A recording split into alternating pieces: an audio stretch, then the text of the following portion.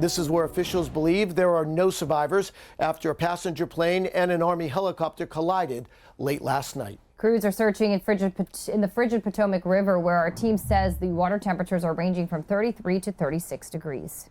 And with frigid water temperatures, our experts say the human body core temperature quickly drops and exhaustion or unconsciousness can occur in as little as 15 to 30 minutes. The flight from Wichita was carrying 64 people. It was trying to land at Reagan National Airport when it collided with an Army Black Hawk helicopter coming from Virginia on a training flight. 3 soldiers were on board. Officials say crews have pulled at least 27 bodies from the water. Meanwhile, Reagan National Airport will remain closed until 11 o'clock today. All right, joining us right now is AccuWeather Chief Meteorologist Jonathan Porter with some insight as we talk about the weather in Washington, D.C. The crash occurring shortly after 9 o'clock, John, but at this point, there was no adverse weather occurring during the time of the incident. No, Bernie, and this is certainly a horrible tragedy. Our thoughts are with all the people and families who have been affected by this. One of the first things that often is looked at in an aircraft incident is, was there a weather factor that was involved? And looking at the observations from the Reagan National Airport, it doesn't appear there was any major weather impacts. The sky was clear, the temperature was 50 degrees, the winds were 10 to 15 miles an hour out of the west-northwest, and most importantly, the visibility was 10 miles or more. So it does not look like there was any weather factors that may have played a role in this.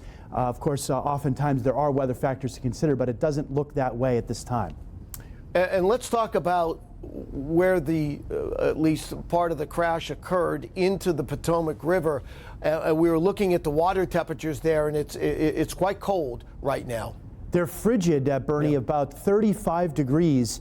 And as you mentioned earlier, exhaustion and unconsciousness can set in the matter of 15 or 20 minutes in those kinds of situations. So that's obviously part of the rescue strategy. And also it affects the fact that the first responders, the dive teams, they would have needed many resources to bring people in and out of the water in those type of scenarios. Another point to bring up with this is that the water temperature there is about 10 degrees higher than what it was last year. You know, it's been cold across the eastern United States this January. It's been very chilly in a lot of spots. And in fact, in Washington, D.C., 4 degrees below the historic average so far this month. And in some parts of the Potomac, there's actually been ice developing. It doesn't look like there was ice near the crash site, but if there had been, that would have further complicated the rescue operation as well.